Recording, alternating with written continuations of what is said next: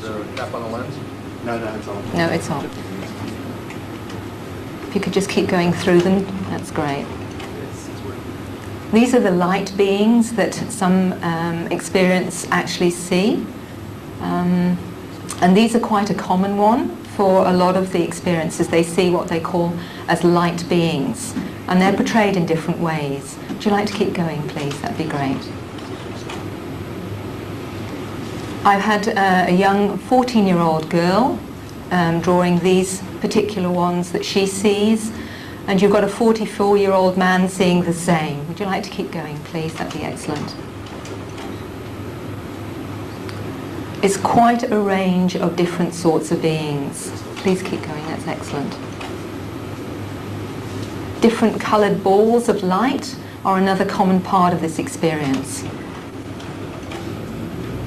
Again, different shaped eyes, from the very big ones to slanting and fairly small eyes. Now I'd like you just to leave it there for a minute. This lady has seen all these types of beings, from the lion one at the top there, which others of my group have seen also. So as you see, it's not just typical greys we're talking about. We're talking about a range of amazing different types of beings, including the light being again, as you can see there, which is what you saw on the second slide. So is this fact or is it fantasy? I'd like to say this morning, ladies and gentlemen, that I believe human contact with extraterrestrials is real, not just for the abductee, but for us all. And it's not only happening now, but I believe it's been happening all through human history, and will most certainly continue on through to our future. I have provided emotional support for over 100 experiences, their families all having the abductee encounter experience. And through this and my own research, I now fully believe human contact with extraterrestrials is real. After 50 years of research into the UFO reality and the enormous amount of evidence, most of our leading ufologists will say that the reality of UFOs is not up for debate. For those that say they don't believe in UFOs, then they are simply uninformed. It would therefore be illogical to say UFOs are real and then dismiss the obvious conclusion that someone or something may actually be flying them. And if it isn't us, then who is it? It's a very short step to wondering whoever is flying them may actually occasionally want to have contact with us. Contact will be traumatic, especially if you've never heard about them in the first place, and more so if they ain't too pretty. I've never seen a UFO, and I have never had an abductee experience. But I do believe many millions have, and I have seen the enormous amount of evidence, both scientific, physical and psychological, to support my statement. And if you were here to hear Bob Marks talk about it, and also Matthew Fablero yesterday, the statistics, and Brian Dickerson, you were hearing some amazing statistics which will actually explain where I'm coming from in a minute. I would like to take you on a brief personal journey through my process to this conclusion, and why I believe it's so important to say why I believe and accept this paradigm as a reality for all of us, and why I believe it's so important to acknowledge it as a real experience, because we're never going to get society to take it seriously if we play games with words and sit on the proverbial fence. The phrase, well, I believe it's their reality, or it's certainly valid for them, it's like saying about someone who's been raped, well, yes, I believe they've been raped. We ask the abductee to acknowledge this, and then we are too uncomfortable to do it ourselves. How can an abductee learn to trust their reality if we don't trust it or believe it? And if you're still uncertain as to its reality, then perhaps I can demonstrate why I believe them, and why I believe it's so important to honour this as a reality. Because until we can, then the abductee will continue to doubt their sanity, as will the general community. Listening and honouring of their experience will support the abductee through their confusion and the process that leads them from fear to integration and healing. A process I call Contact, the Chrysalis for Change. I would like to further demonstrate that support through this process enables the abductee to absorb the changes in their reality and accept a broader, multidimensional one. We look at the ultimate effects of ET contact and what it may mean, and I call this the fruits of the abductee experience. What are they? ETs, contact, harbingers of doom, as some researchers claim? Or are they, in fact, a signal for hope? Can we judge? Or does judgment limit our fuller understanding, as well as perpetuate the fear that some abductees feel? Transformation, birth and a new dawn. A hypothesis and a startling conclusion. Why I believe the abductee. I'm a registered nurse and a midwife. It's a very grounded profession. Delivering bedpans, believe me, is very grounding. You deal with a very scientific and physical paradigm. I have 11 years of experience as a professional counsellor with a broad range of clinical knowledge. You become an extremely good judge of people and their psychological health, and I'm not easily misled. I was doing extra professional training when a friend introduced me to someone who said they were having contact experiences with non-human beings. He told me that the only reason he was prepared to talk to me was that he'd heard I was open-minded. If I hadn't already been exposed to this phenomena, having read Abduction by psychiatrist John Magg and Communion by the experiencer Whitley Strieber, I think I could have been forgiven for initially thinking that this person had severe psychiatric problems. What was it that convinced me that this person was not psychotic or delusional? He presented as a very young-looking 40-year-old. He spoke calmly and normally. He knew what he said sounded bizarre and had already questioned his own sanity. He was obviously sincere and had had absolutely nothing to gain. And like any normal person, he was bewildered and confused by unexplainable events and wanted to understand what was going on. He had physical evidence, marks on his body, photographs his partner had taken of them, including a shaved area on his leg that he'd observed while having a shower. He was particularly concerned for his partner because she was having experiences, as was his 5-year-old daughter. On one occasion, he phoned me to say he'd had an experience while in meditation. And he came to me the next day and showed me marks on his earlobe, which was still red and swollen, and looked to me like a small, regular scar newly healing, resembling microsurgery. I asked him what he needed from me, and he said, "All I need is someone to listen. Someone who won't think I'm loony." And he continued, "There's a support group for almost every imaginable issue, but not for this." I knew I had to find out more so that I could be more of a useful resource, but I wasn't sure what to think about this experience, although I certainly believed it was his reality and that of 2 other members of his family. But was he delusional? At this time I was still very ignorant, and as I was doing a course in advanced counselling, I decided this was a good opportunity to explore what traditional psychology had to offer. But with some trepidation, I took the case to counselling supervision with a group of other professionals. I had my list of hypotheses for mental illness, hallucinations, paranormal phenomena, and finally the abduction enigma. I explained why I felt he was not mentally ill. 1, he questioned his sanity. 2, he'd sought medical assistance. 3, he was not alone in having them, and he questioned a delusion that involved 2 other members of his family, including a 5-year-old daughter. He certainly was not looking for attention, as he was afraid to talk about it because he'd already had the experience of being thought a loony. Surprisingly to me anyway, I had a good reaction.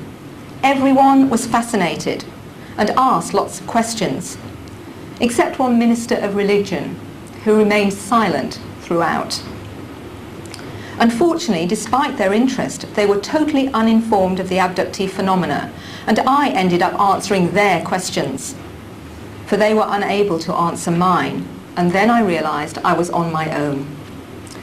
So I was looking for answers, and there's a Snoopy cartoon, and Snoopy is asked by Peanuts, "Why do you want to be a counsellor? Is it because you want to help people?" And Snoopy answers, "No, it's because I'm nosy." Well, ladies and gentlemen, I do want to help people, but I have to admit that I'm extremely nosy, or perhaps just very curious about life and why we're here and what's it all about. My search for answers, particularly about this phenomenon, has taken me through an eclectic study and research from anthropology to philosophy, parapsychology, theology, and literally hundreds of reference books, from the scientific to the esoteric. And because there are so many bewildering aspects to this experience, there is no single avenue of knowledge you can afford to ignore.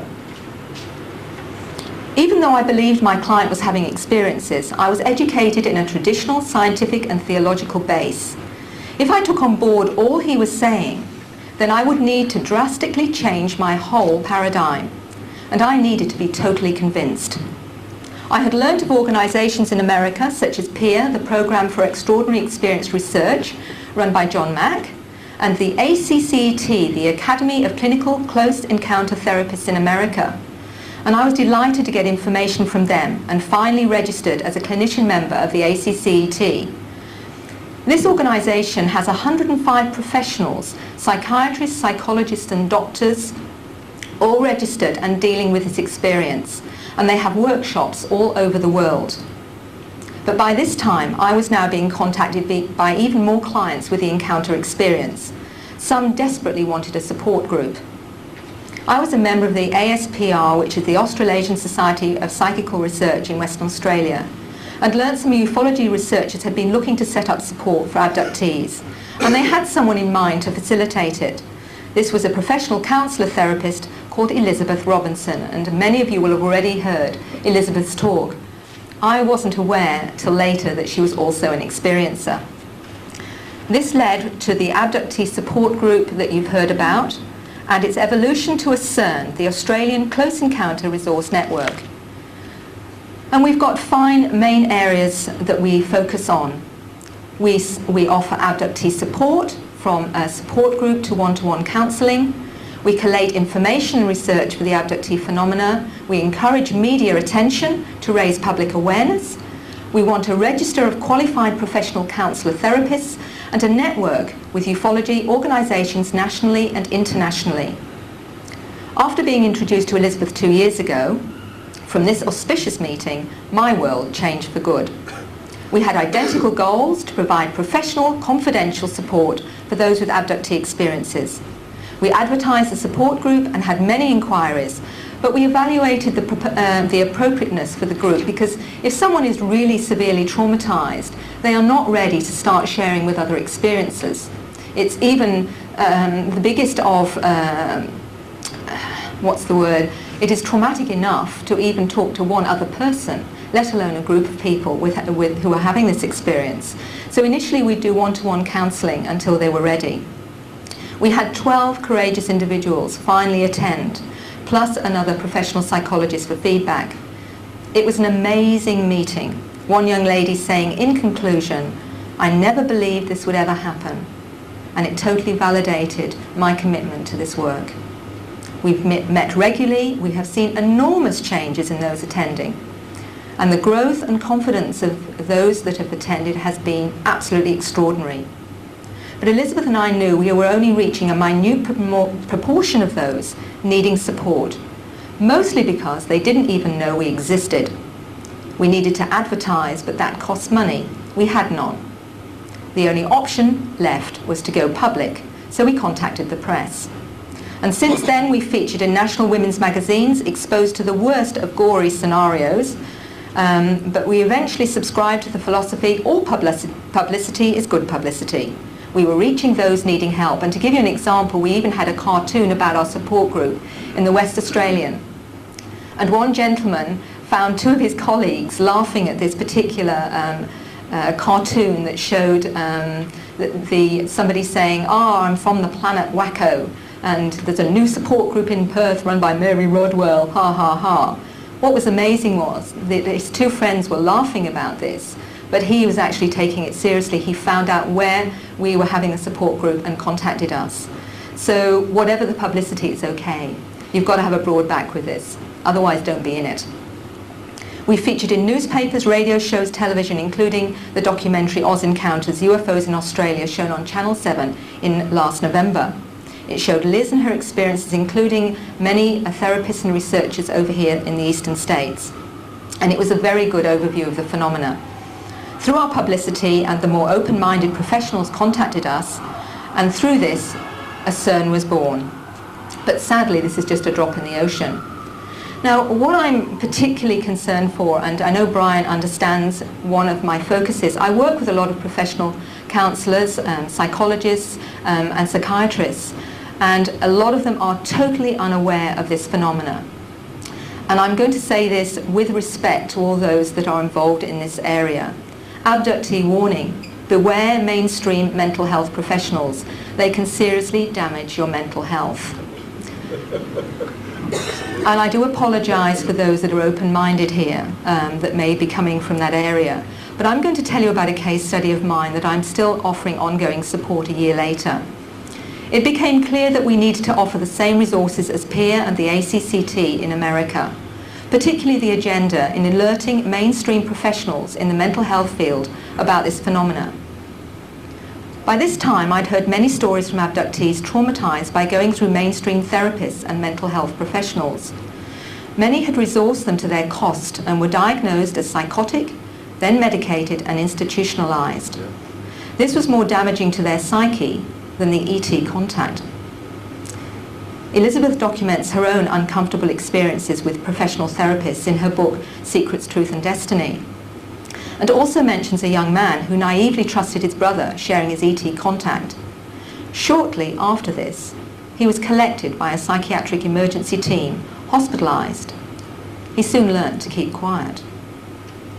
In my nearly completed book, Contact, It's Real, I discuss a case study demonstrating how damaging ignorance regarding this phenomena was, and still is, for one young female client of mine, just 20. She'd been experiencing ET contact since 4 years old, had been in fear and confusion since that time. She said she had no way to explain her experiences to her parents, and they couldn't understand her extreme fear, particularly at night. This young woman soon realized that anything to do with UFOs or ETs terrified her. And due to her ongoing experiences and confusion, she became increasingly antisocial, very insecure, lonely, and trapped in her world of fear. Her mother took her to see a psychologist at 8 years old. This didn't help. She was unable to discuss why she was so frightened at that young age, and she said, "I just didn't have the words." By 14, she was sleeping so badly due to her continuous ET contact that her schoolwork suffered, and she was so tired she felt unable to cope. Severely depressed, she attempted suicide by slitting her wrists and was hospitalized. She finally gained the courage to tell the psychiatrist what was really troubling her, and that she was being abducted by aliens. The psychiatrist responded by saying there was no such thing as aliens. Unable to diagnose her or label her condition, he took her case to a panel of doctors. The final consensus was that she must be schizophrenic. "For me, it was horrific," she said. Some of her experiences directly impacted on her school life are echoed in an English publication just out, the book called Abducted. Anne Andrews is co-author and mother of Jason, a 15-year-old son, who had abductee experiences from a small child. Jason Andrews reacted badly to his not having his experiences validated and became increasingly disruptive at school. Jason was taken to see a psychiatrist. He called her the finger lady because every time she spoke of the aliens, she would hold up the fingers of each hand, bowing them in what Jason thought was a condescending manner to indicate the word aliens should be in quotation marks, and thereby not necessarily taken as correct. Jason became very angry with the psychiatrist when he realized he was not getting the help he hoped for. The psychiatrist was clear he was not mentally ill, stating to his GP that he was not psychotic. Anne was told he was not hallucinating. But Jason was prescribed antidepressants to help him sleep. Jason was fortunate. Compared to my client, at least he was not labelled as mentally ill. Unfortunately, my client is still being medicated 6 years later, which she says is the reason for her depression and lack of self-confidence. For my client, being at school was too difficult for her and she was allowed to remain at home medicated and tranquilized. But of course, the ET contact did not stop, despite the medication. Alone and frightened, she gradually looked for her own answers, researched the abductee enigma herself, realized it explained her own experiences, but still, no one would believe her. She wanted to go to America where she knew there were people there who would listen and support her, but hadn't the financial resources. Severely depressed and frightened, she attempted suicide several more times. And finally, it was a TV program on ET contact that convinced her to seek help. And finally, she contacted me through a ufology organisation in Western Australia. This had taken tremendous courage for her to do this, because all the helping professions so far had said she was mentally ill. To her relief, I listened. She told me she felt suicidal because she was not believed and that psychiatric help had been horrific. After counselling, she was able to attend the support group, and with deep emotion she said, "At last, now I know I'm sane. I always believed I was, but now I know." Crazy or a bizarre experience?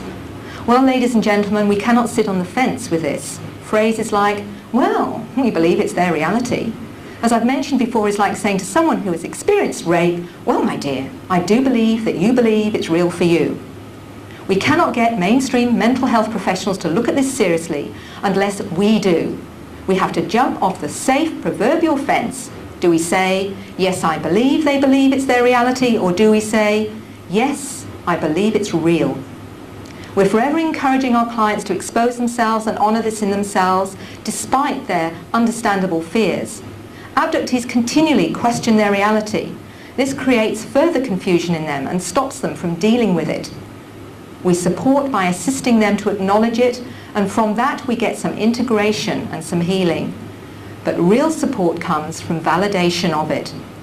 And yes, it's controversial. And if it's too hot to handle, then get out of the fire. It takes tremendous courage for them to walk their truth, and for you to walk your truth and talk about the most bizarre of human experiences. And few special people have managed to do just that, just like Elizabeth. But if you still need to be convinced, let's look at the evidence. And could I have the overhead, please? The first one. Right. The facts. Millions of people from all cultures, belief systems throughout the world are having this experience. The facts. It affects all age groups, some as young or as 2 and 3 years old. More facts. It has very real physical aspects to it in the form of scars, marks, bruises and skin rashes. More facts. It has often emotional trauma associated with it, sometimes severe, called post-traumatic stress disorder. This will not occur without real trauma.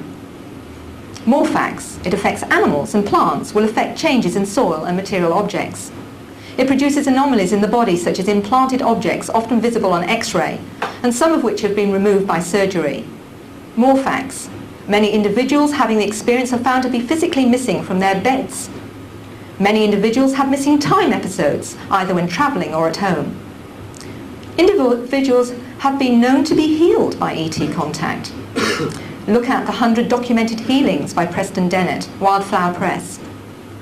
Many have been psychologically tested and found to have no psychopathology. There is transformation of the individual physically, emotionally, psychologically and spiritually. High sense perception, clairvoyance, telepathy, remote viewing abilities. Healing abilities from psychic surgery, energy work, hands-on healing. Transformation that changes the individual on all levels, ecologically sensitive, non-materialistic and spiritually orientated individuals who become aware of a greater, multidimensional reality. What mental illness does this? If this is some obscure mental psychosis, then I'm all for it. Let me have a dose. If therefore we're prepared to accept this as a reality, then what ways can we help those who experience it have the support that they need? How do we help them go from the fear place to the process of healing, integration, and a fulfilling life with their contact experience? Out of the 100+ people I've met with contact experience, perhaps only 23% have real trauma. Many abductees are amazingly integrated and happy, healthy human beings leading normal, fulfilling lives. So why is this? For some, it may be that they have not the more difficult traumatic memory recall that other individuals have. Some do not seem to have the same type of experiences that are traumatic, such as the medical procedures, for example. But some do have all of this, but have the ability to make sense of it through their own resources and become very integrated and accepted individuals that even enjoys the specialness of this experience and the gift of being aware of a greater reality. Perhaps I can give you an analogy. In terminal illness, I worked with a lot of people in in hospice, dying with such things as cancer. You'd get one individual with cancer who would be angry, fearful, and really bitter, and saying, I don't know why this has happened to me, God must be evil, it's terrible, I can't understand it. And you'll get another individual with exactly the same prognosis who will say, it's been the most powerful trigger for transforming my priorities, and I wouldn't have changed a thing. What is the difference? Some of it's attitude and their belief. One found some way to make sense of their experience.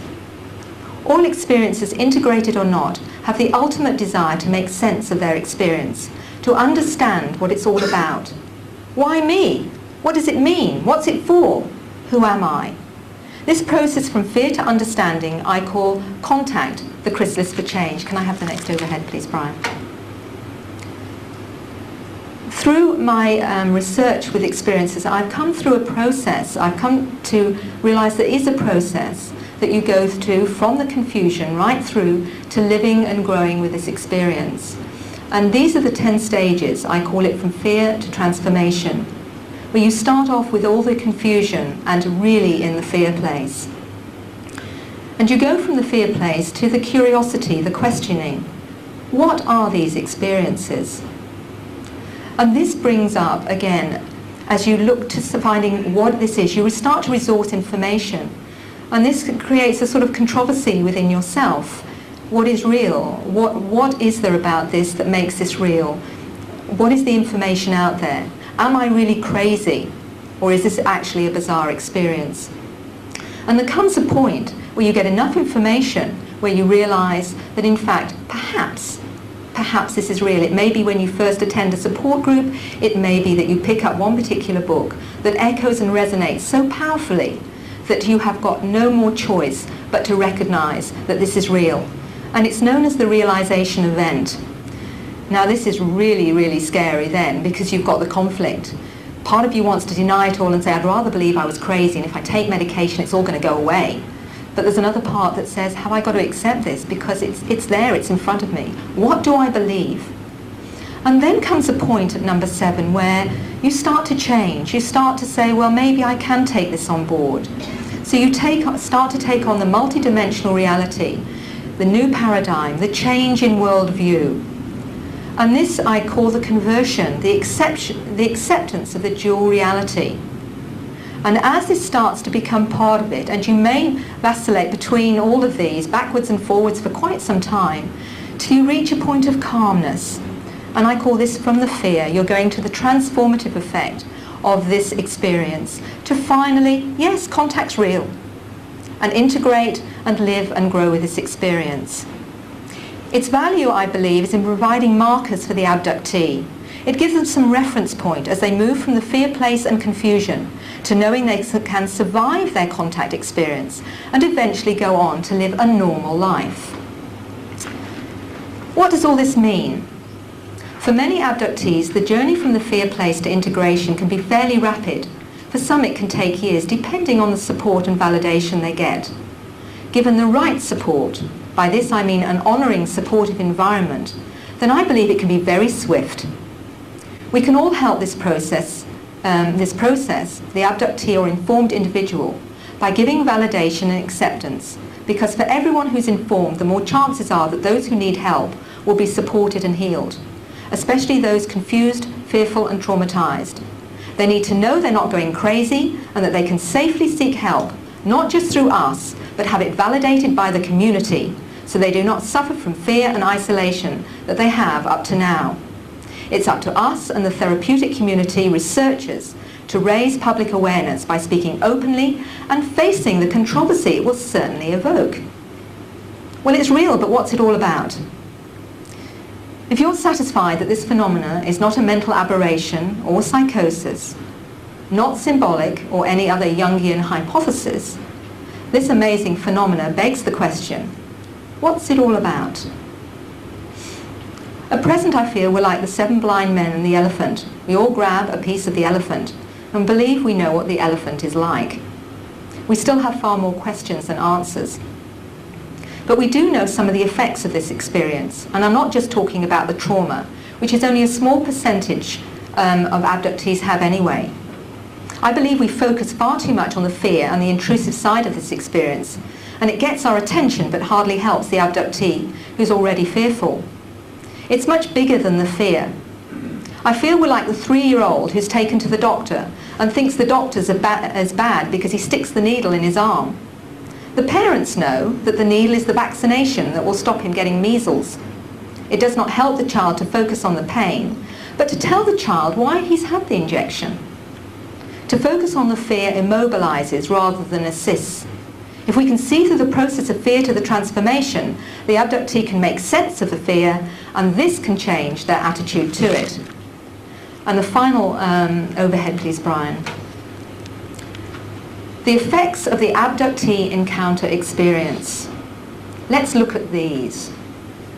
We have got amazing healing abilities, telepathic abilities, precognition, that is sensing and being aware of future events, clairvoyance, clairaudience, seeing and hearing psychically the non-physical realm, remote viewing, like a conscious meditation, taking your consciousness to other past, present and future, spiritual awareness, a growing conscious awareness of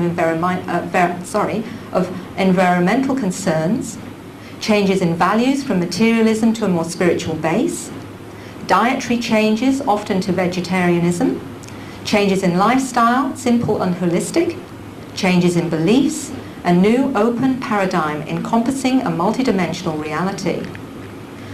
There's a quote in the Bible that says, "By their fruits you will know them." What's the fruits of the abductee experience? Is it good or bad? What do you think of them? Is this the work of evil ET beings manipulating us and whose agenda is to take over the world? It would seem a little illogical to give the future slaves increased abilities such as high sense perception, intuition, and healing skills if you want to manipulate them. If this was the case, it would make more sense to leave us alone, as we're already doing a pretty good job now trying to destroy ourselves and each other by our greed, violence, and materialism. But could it be that this contact means that we're in fact being assisted to open up our awareness to a greater reality and to grow up and finally take responsibility for ourselves, our planet, and each other? If you like the world the way it is, then perhaps you'll see this as a very distinct threat to all you know, and it certainly could be. But like it or not, it's happening, and I believe this is just the start as we see more and more abductees acknowledging their reality. Once again, Bob has spoken about this. The numbers could be absolutely astronomical. What does it all mean? Is it possible that we're seeing the birth of a new species of human? Are we witnesses to the birth of a new, intuitive, compassionate and spiritually connected individual? Perhaps up to now we've just been unconscious of our potential, and it's time for us to be shown through this ET contact how to be fully conscious. Anomalies in our physical body show we only use 1/10 of our brain capacity. What is the rest for? We don't know. I certainly believe we're seeing a transformation of the human condition, and it certainly seems to be assisted by the contact with ETs. But as with any birth, there is some pain and fear. But if through the birth the person is fully supported, then there is transformation. The birth of a new child, we all benefit, because this transformed human being will encourage the rest of us to open our consciousness to the greater paradigm, the multidimensional reality. we then see that the universe is far bigger, far more splendid than we ever imagined. And in conclusion, whatever personal journey we are on and the many challenges we face, this phenomena changes and challenges us all, as it forces us to look at the bigger picture. And when on the surface of it, it looks as if we, as a race, may be headed for destruction due to our careless and juvenile treatment of our Earth home, this enigma gives us reason for hope, I believe, because despite the fear that it can bring and the seemingly intrusive side of this phenomena, the ultimate effect of this, for those who can integrate and accept it, is one of change and hope. And that is why it's even more important we should support and honour the abductee, as I believe they are pioneers of our evolution, and we are privileged, through them, to be witnesses to our own future. These are special people with vision and purpose. They are compassionate and dedicated to assisting their fellow humans to understand the richness of their world. They encourage us to explore a fuller understanding of our origins and our potential. And with this comes a more hopeful future, as we too transform through contact with them, as we must finally acknowledge them and their reality and say, contact is real. Thank you, ladies and gentlemen.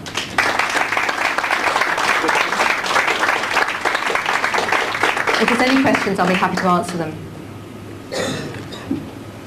So yes, looking at the whole thing in a holistic sense, from a scientific point of view, from most of the discussions we seem to be looking at the symptoms of the abduction experience. I mean, I might be naive, but why isn't there also a similar emphasis on the cause? From argument's sake, to validate alien encounters with the people by a second person. In fact, you know, getting the people that are abducted, getting some sort of surveillance and all this sort of thing on them. I don't think I can repeat that question in full, but I gather that your question is really that why are we not concentrating on the cause rather than the effect? Would that be right, of abductions? Well, there seems to be a big emphasis on the symptoms, but what about the cause, the other side of the coin, I guess? So you're accusing us of just dealing with the symptoms and not the cause? Well, I'm not making sorry, the okay. accusation. Yeah. Sorry, okay. Oops. But the other side of the coin is the validation or the proof of the contact with the extraterrestrial or whatever. I'm not sure I quite understand what you mean by the cause. Well, you've got certain people that are claimed to be regularly abducted. Yes, yes. Why, for argument's sake, why can't some sort of surveillance be kept on these people to validate their claims? Okay. Well, if you read the book Connections, there are two experiences there that actually talk about some ufology organisations actually trying to monitor ET contact with them at night. And it was extremely difficult to do because for whatever reason it seems that the ETs themselves are very aware of this, and they do seem to create a great deal of disturbance. And with a lot of the anomalous psychic phenomena around that, you get electrical disturbances. Even when I have done a regression, sometimes the tape recorder will play up. So it's like almost as though they create an interference to stop that from being validated on one level. So it makes it very difficult to actually monitor what they're doing. Although I think Daryl Sims has tried to do this, and he's tried to program people to remember their experiences consciously when they've gone aboard the ship. I believe. In one of his talks in England, he actually talks about this. But it's not very easy to do, and the ETs seem to be very aware of this. Next question. Sorry, yes, gentleman back. Repeat the question. People I've known who've had psychic abilities given to them, not through any sort of esoteric training, but given to them, and from everything I've read, ultimately come to a lot of trouble and regret these abilities being given to them because more is taken away from them than what's given to them. At first it seems, oh, it's wonderful to have these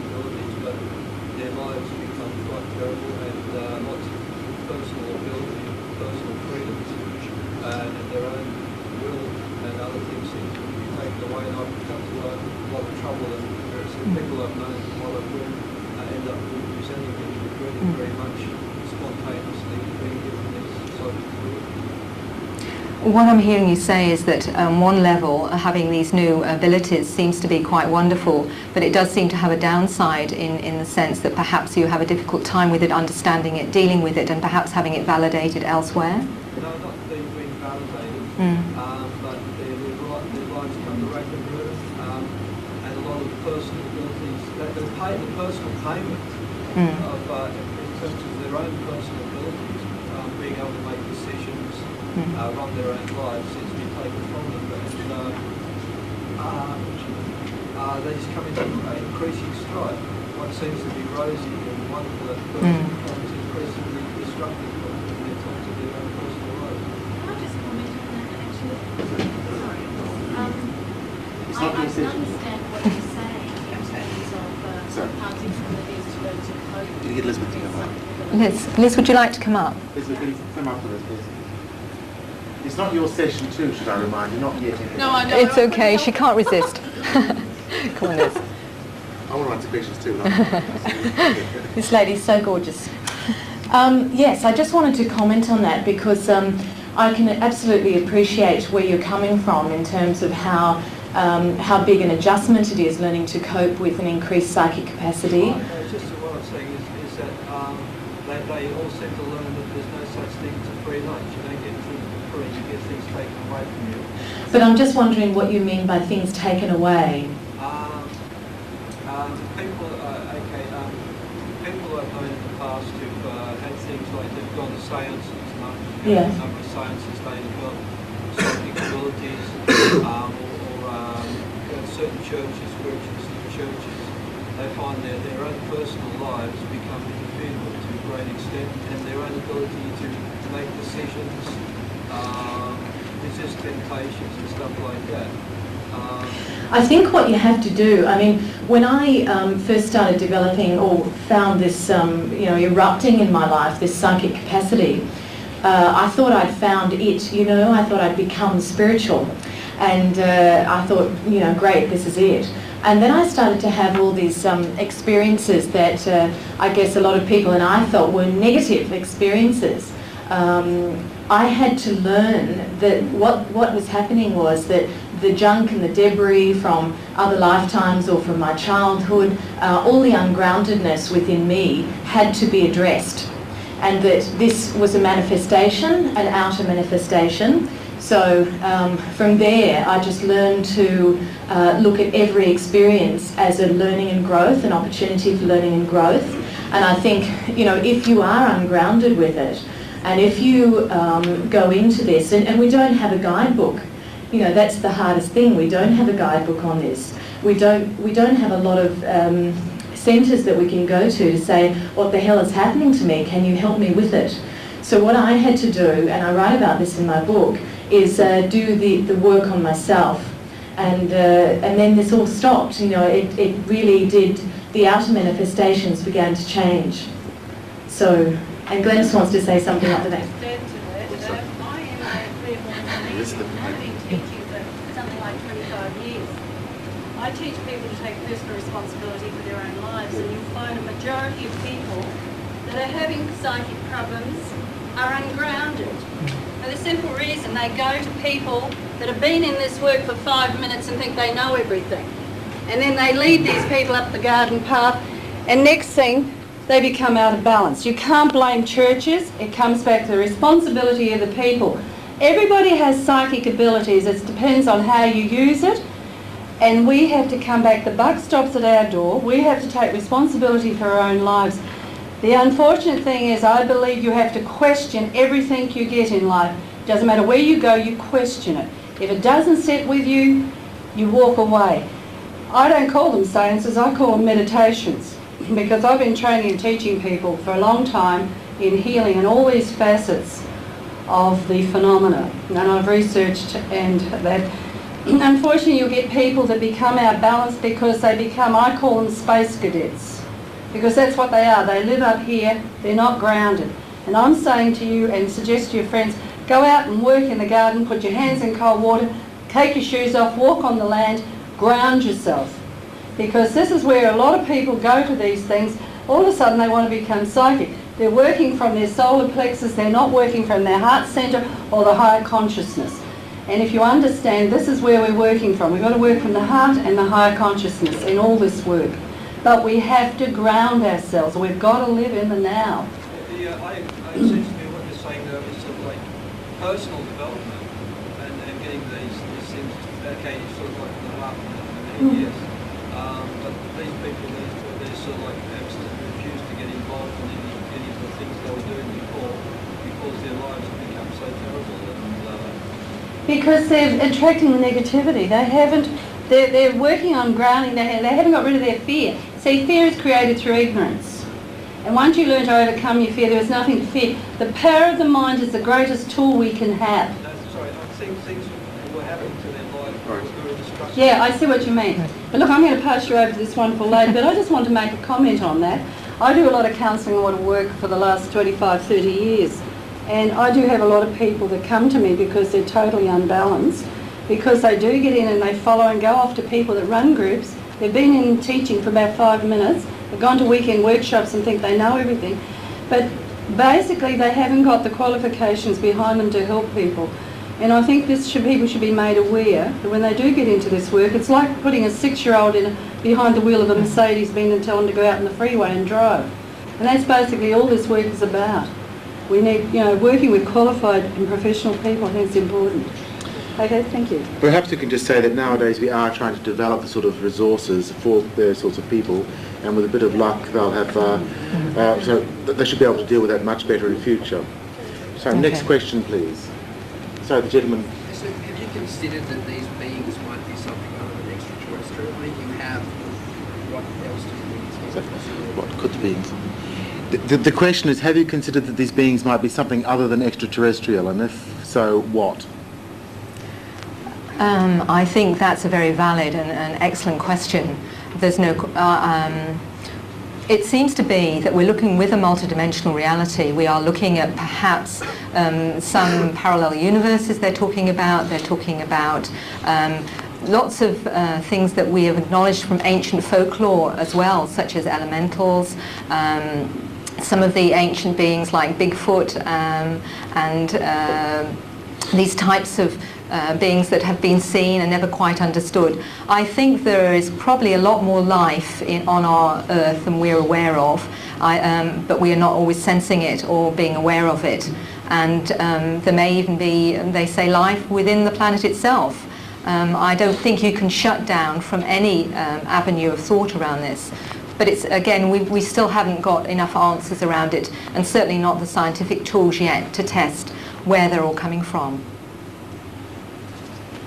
Perhaps we'll just take one more question, then we'll have a break. We'll come back to the panel and have an opportunity to ask more questions later. It seems that the panel's already trying to get involved, so we probably need to get them up here as soon as possible, I think. Yes. The other thing is that, as I think we need to have a break too, I'll take one more question. Yes. Yeah, I'll two more questions. Do you see in the future that we may have, say, the people may have, say, meetings or sit in on meetings that you have, support group meetings for these abductees? Do you see that happening in the future? Sorry. Yeah. What I've been asked actually is whether it would be possible for those who are interested or perhaps having experiences themselves to actually sit in with support groups as well and listen to what they have to say. Now that's an interesting one, because when I first started with the support group, lots of interested researchers wanted to actually be able to sit in with our support group. And what I tried to explain was that if you've actually got a therapeutic group with people that are traumatized, the last thing they want to be is being observed under some sort of microscope. It's threatening enough to even meet another experiencer to start with, and it isn't appropriate for a therapeutic group. But I do think there's a value for groups that actually discuss their experiences in a different sort of way, and I think that is a very valuable way to go. I really see them as two distinct sorts of groups though, one that is for therapy, another one for sharing your understanding of this. So, the last question from the lady at the back. So, yes. Yeah, I want to know, how do people, I know that you talk about transformation, but But what happens when people have fearful experiences and it's very hard to transform? Can they, maybe by a positive attitude, is it possible to change in if you're in the fear place, I think it's very hard to see beyond that. One of the main ways of helping is through getting support and being able to talk about it. I think that's number one. Two is getting informed. The more you're informed, the more you're aware there's more to this than just the fear, that there are positive changes. And I think it's really important to look at the hope and the fact that you can get past that. That's one of the things I'm writing about in the book at the moment, is ways to get over the fear, different strategies that you can use to get past the fear so that you can start to move on and move yourself. But the most important one, I think, is getting support and getting your family to understand, or your friends, to find someone close to you that will be there while you're still in the fear place. Yeah, because the fear goes on. And each experience is a fearful one. Yes. That's why I think it's really important to inform, if you can, family or friends, someone who can be there during that time, because it's ongoing support then.